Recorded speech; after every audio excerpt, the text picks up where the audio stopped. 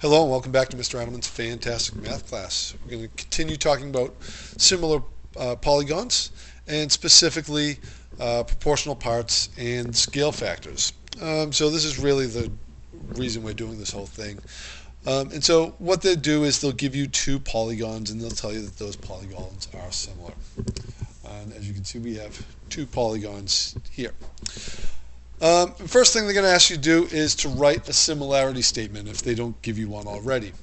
And so we can look and we see that if we just go in order of A, B, C, D, I can tell that that is similar to, well, if you're going to have to look at the congruency marks of the angles to determine what is corresponding to what. So A has one congruency mark, so H also has one. B has two. G has two.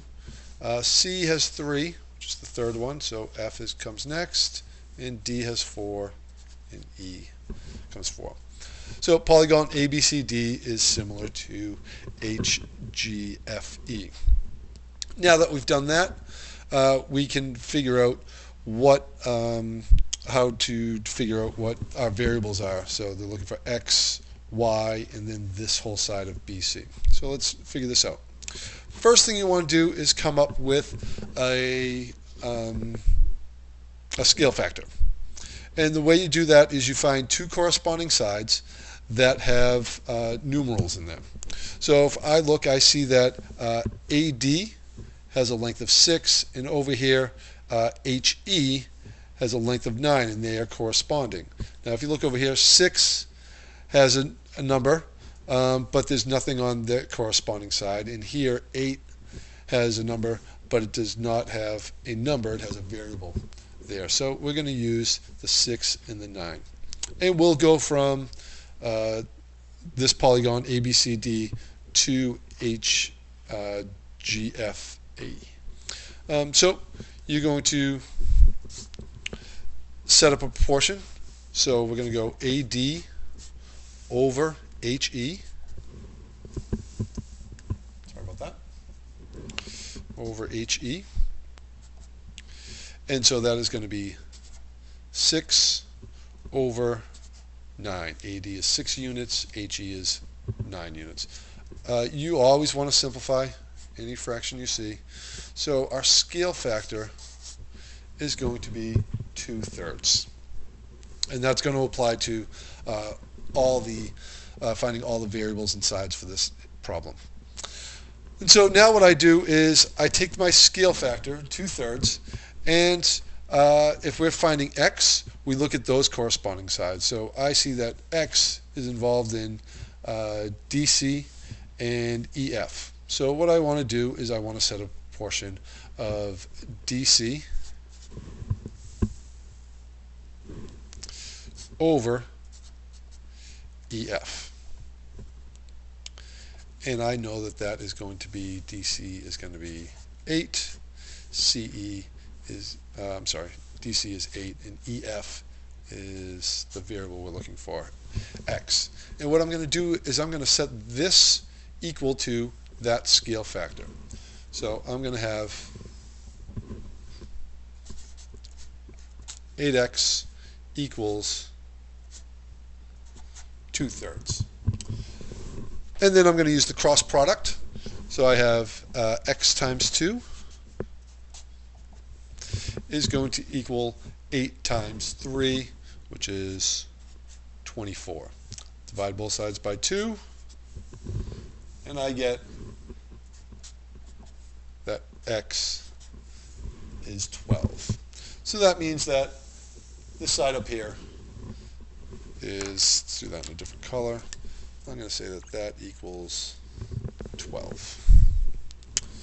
So that's how you would find X. So you find your scale factor, and then you set it up to the proportion of this side over this side. Okay, so let's go ahead and find Y. I'm going to cover this up. Even if I'm finding Y, I still want to use that same scale factor. So that scale factor was 2/3. We're going to keep that scale factor of 2/3. And we're going to do the same things. We're going to set up that equal to AB over HG. So that's going to be 10 over y plus 3. So I'm going to set this equal to our scale factor of 2/3. So it's going to be 2/3 equals 10 over y plus 3. So it's going to be 3 times 10, and then 2 times y plus 3. Now I could have just done this out, but I want to make sure that everyone understands that, well, obviously this is 30, but then make sure you distribute. That's a common mistake. People forget to distribute. So it's going to be 2y plus 6. So I'm going to subtract 6 from both sides. So I get 24 equals 2y. Divide both sides by 2. And so 12 is going to equal y. That doesn't mean that side is 12. That just means that the variable y is 12. Okay, now last thing they asked us for is the side BC. Let's see if we can find that. So again, I'm going to use that same scale factor of 2/3.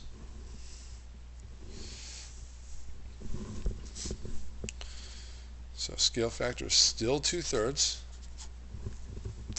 And I'm going to set up the proportion of BC over GF.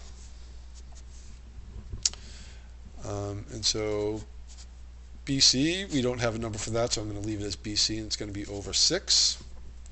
So it's 2 equals BC over 6. So if I cross multiply, it is 3 times the measure of BC times 2 times 6, which is 12. I'll divide by 3. And I'll get BC equals 4. So I can put that right in there. Okay, so there was quite a lot in that. So I hope you understand everything. If not, please ask me plenty of questions in class. Thank you very much. Have a great night. See you real soon.